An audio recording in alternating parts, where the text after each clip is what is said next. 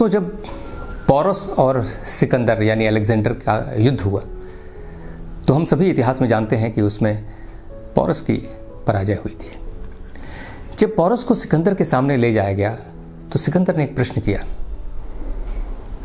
कि आपके साथ कैसा सलूक किया जाए। पोरस ने क्या कहा?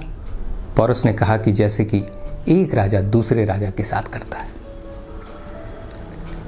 तो दोस्तों, ये एटीट्यूड क्या है?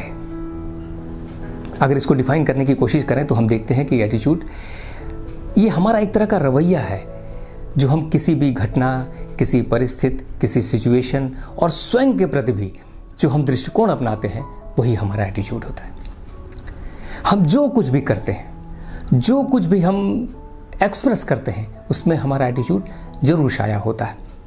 अभी कुछ दिनों पहले हार्वर्ड यूनिवर्सिटी में एक रिसर्च हुआ जिसमें पाया गया कि लगभग 85% लोग जो सफल होते हैं वो केवल अपने एटीट्यूड की वजह से सफल होते हैं। उनका अपने प्रति क्या रवैया है, वो दूसरों के प्रति कैसे देखते हैं, वो सिचुएशन को कैसे देखते हैं, ये बहुत महत्वपूर्ण है। तो ये बनता कैसे है? निश्चित रूप से इसको बनाने में बहुत सारी चीज़ों की भूमिका है। एक तो हमारी परवरिश कैसी हुई, हमारा एजुकेशन कैसा है, हम किस फैमिली से हैं, हमारा मन कैसा है, हमारा दृष्टिकोण कैसा है, हमारा अनुभव कैसा है, और इन सब को एक्युमुलेट करके जो हम एक्शन करते हैं उससे ही हमारा एटीट्यूड शो होता है। तो जैसे आप सुनते हैं कई बार उसका एटीट्यूड अच्छा नहीं है, उस आदमी का एटीट्यूड बहुत अच्छा है। तो एक पॉजिटिव और नेगेटिव रूप में हम एटीट्यूड को बांट सकते हैं, लेकिन मूल रूप से नेगेटिव एटीट्यूड तो किसी को भी पता चल जाता है कि इसमें अहंकार है और वो दूसरों को तवज्जो नहीं देता है, तो आप उसको नेगेटिव एटीट्यूड कह देते हैं। लेकिन एक्चुअल जो चीज़ है वो है एटीट्यूड, जिसको आप पॉजिटिव कह सकते हैं, या ये कह सकते हैं कि वो आपका एक इनर पार्ट है, इनर कोर है, जिसकी वजह से ज़िंदगी में, दुनिया में आपको कुछ मिलता है। आपने दीवार फिल्म देखी होगी। दीवार फिल्म में एक छोटा सा बच्चा है जो जूते में पॉलिश करता है, और जब एक सज्जन उसके पास आते हैं और अपना जूता बढ़ाते हैं पॉलिश करने के लिए, पॉलिश करने के बाद उसको पैसे फेंक कर देते हैं, और वो छोटा सा बच्चा बोलता है कि जनाब, मैं पैसे फेंके हुए नहीं उठाता, मैं जूते पे पॉलिश तो कर रहा हूँ, ये कोई गलत काम नहीं है। और क्या आपका पॉलिश जूते में अच्छे से नहीं किया? तो आप ह्यूमिलेशन के थ्रू हमको क्यों पैसे दे रहे हैं? आप हमें ह्यूमिलेट क्यों कर रहे हैं? मैंने सम्मानजनक तरीके से आपका जूता पॉलिश किया है, आपको सम्मानजनक तरीके से मुझे पैसा देना चाहिए।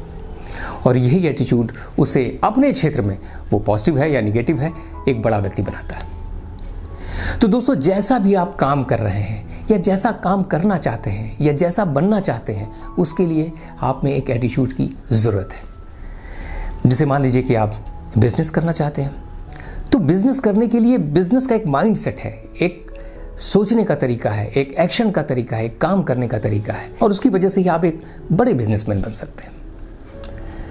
दोस्तों, एक छोटी सी कहानी है कि स्टीव जॉब को जब एप्पल कंपनी से निकाल दिया गया था, तब भी उन्होंने हार नहीं मानी।